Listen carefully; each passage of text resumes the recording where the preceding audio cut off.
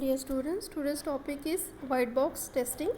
It is also called as the structural testing. So, a complementary approach to functional testing is called as the structural or white box testing. It permits us to examine the internal structure of the program. Here, we have to know the internal structure of the code, and according to that, we have to design the test cases. It is advisable not to release the software which contain untested statements.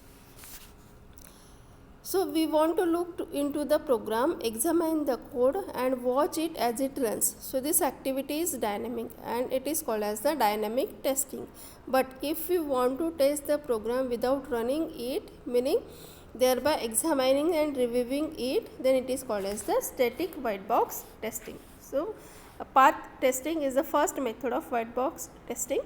In path testing, it is the name given to a group of test techniques based on selecting a set of test paths through the program. If we properly select the paths, then it ensures that each and every source statement is executed at least once, and it requires the complete knowledge. So that is why it is used by the developers to unit test their own code.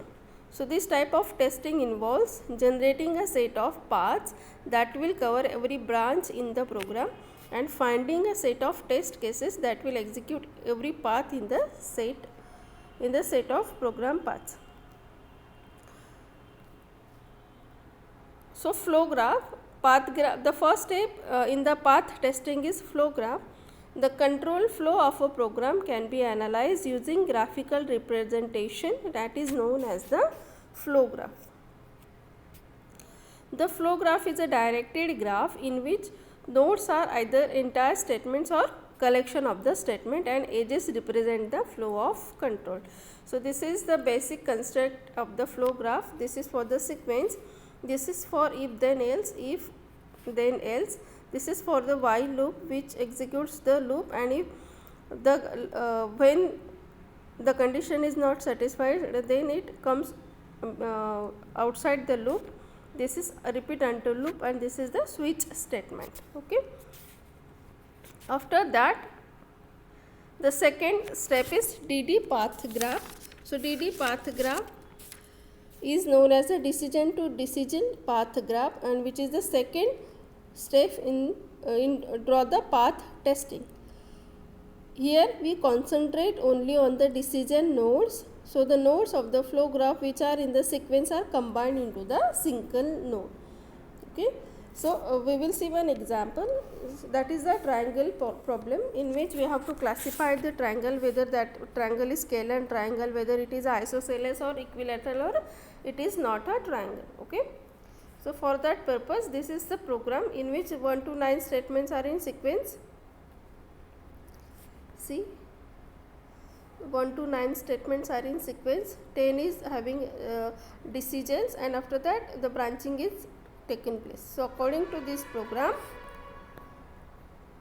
we will draw the flow graph in which 1 to 9 are in sequence, the 10 is for the if statements, and according to that if statement it branch either on 11 or 15.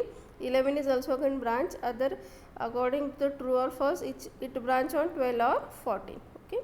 So this is the flow graph which is the input for the DD path graph. So by using this flow graph we will draw the DD path graph. So how we will draw?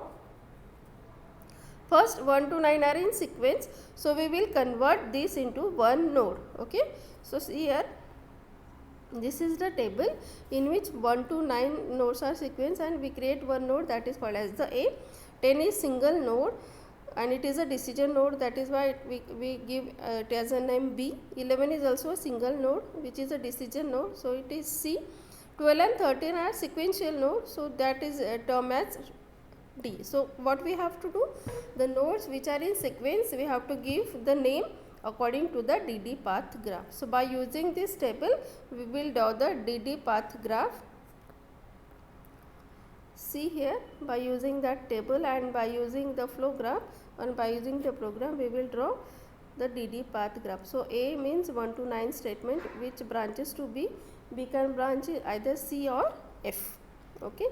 So this is the path testing. In the next section we will see cyclomatic complexity. Thank you.